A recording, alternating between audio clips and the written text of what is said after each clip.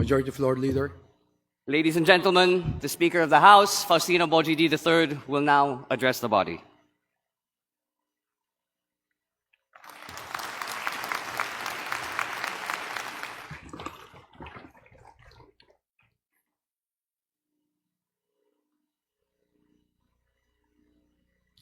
Mga kasama sa kapulungan at sa ating pong mga kababayan.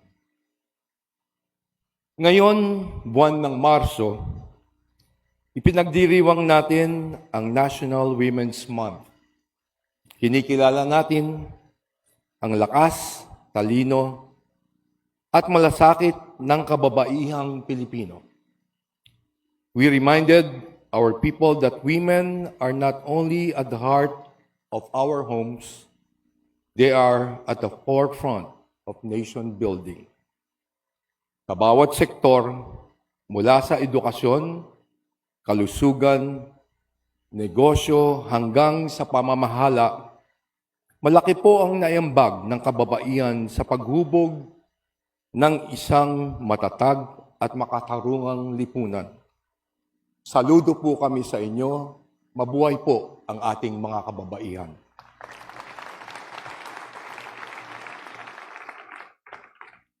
Kasabay din nito, nakikiisa rin tayo sa ating mga kapatid na Muslim sa pagdiriwang ng banal na buwan ng Ramadan.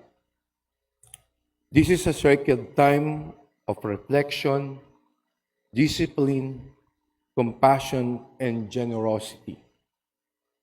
It reminds us of the importance of faith, selflessness, and of caring for those most in need.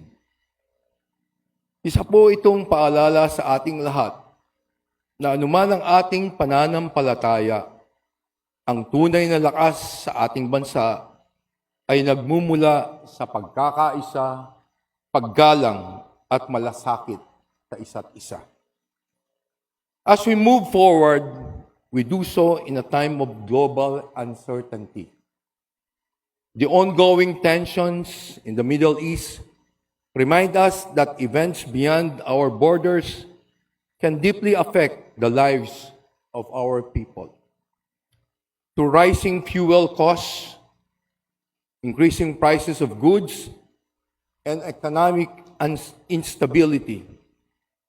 Sa nakalipas na buwan, pinagsikapan ng kapulungan na paigtingin ang paglilingkod sa pamamagitan ng mga sumusunod na hakbang.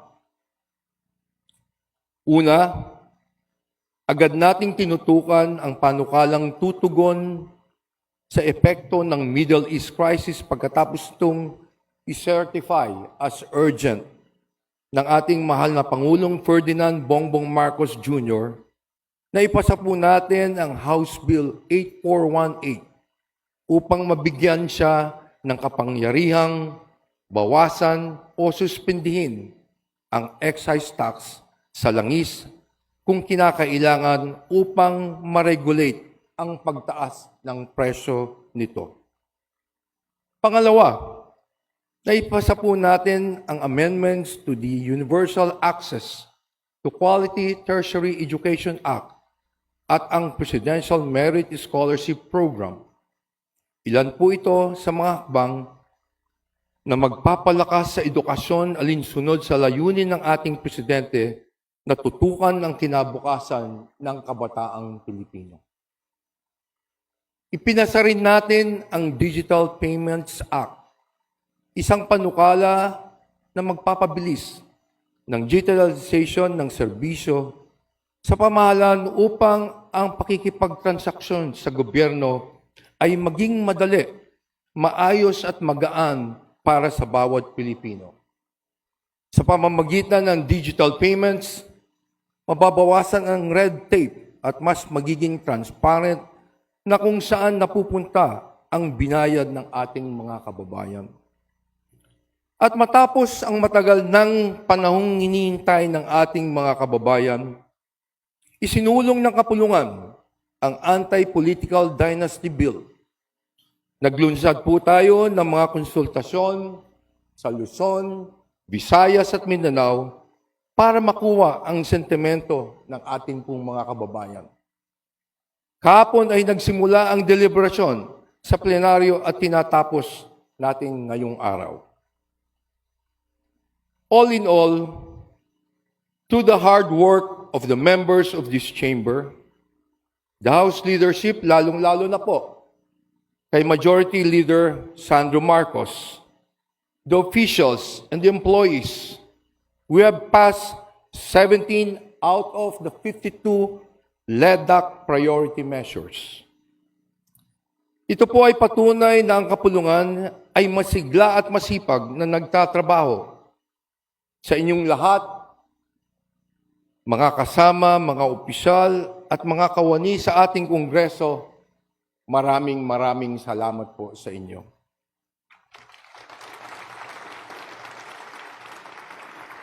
Ang tagumpay pong ito ay tagumpay nating lahat at tagumpay ng sambayanang Pilipino. It is clear that through collective efforts, the members of this chamber are ready and willing to pass the laws and provide the funds for the programs necessary to address the needs of our countrymen. Ngunit, upang maging ganap na epektibo ang mga hangaring ito, kinakailangan natin tiyakin na ang mga pondong inilaan ng Kongreso ay makarating sa mga mamamayan ng maagap. Dahil ang batas na hindi na ipapatupad ay nananatiling isang papel na walang halaga ang serbisyo na hindi nakakarating sa tao ay huwad na paglilingkod. Kahit po maganda ang naipasang budget, it will mean nothing if the resources for the people do not reach them on time. Kaya naman po, sa mga kaibigan natin sa DBM, ayusin niyo naman ang inyong trabaho. Bilis-bilisin niyo naman ang inyong mga pagkilos. Gawin niyo naman ang inyong mga tungkulin para maging maayos at may patupad na ang mga programang sasagot sa kasalukuyang pangangailangan ng ating mga kababayan sa iba't ibang mga reyon.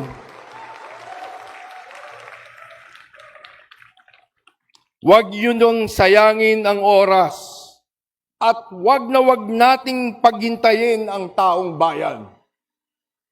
Ika nga, aanuin pa ang damo kung patay na po ang kabayo. Ang serbisyo ay mahalaga at mararamdaman lamang kung ito'y napaparating sa tamang oras.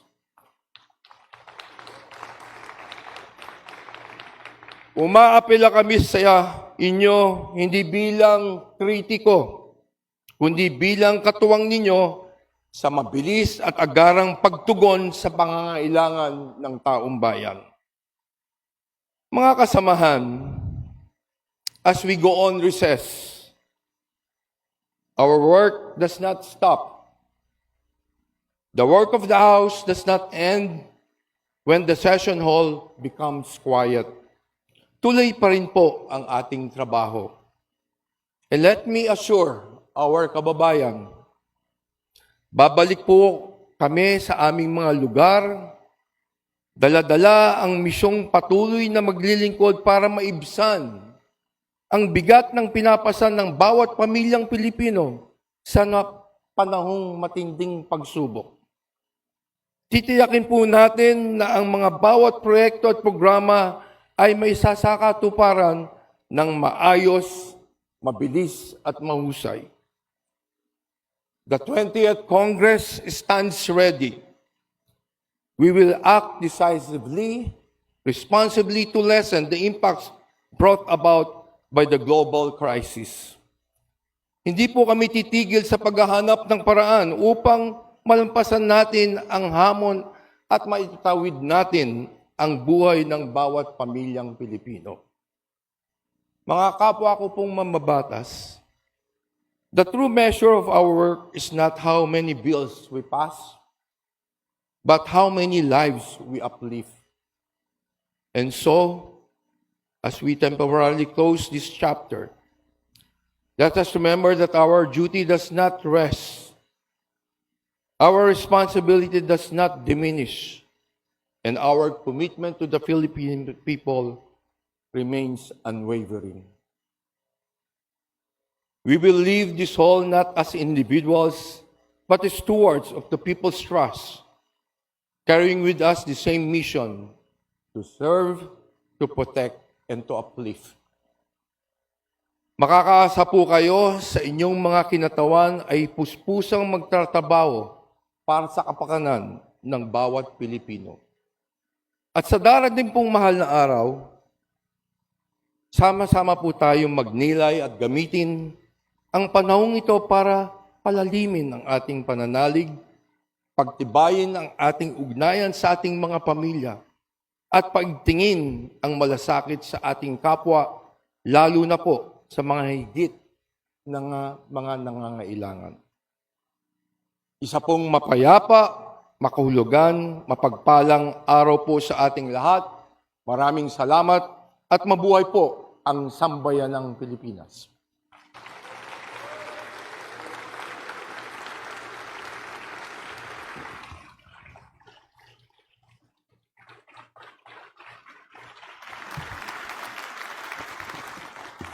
Majority Floor Leader.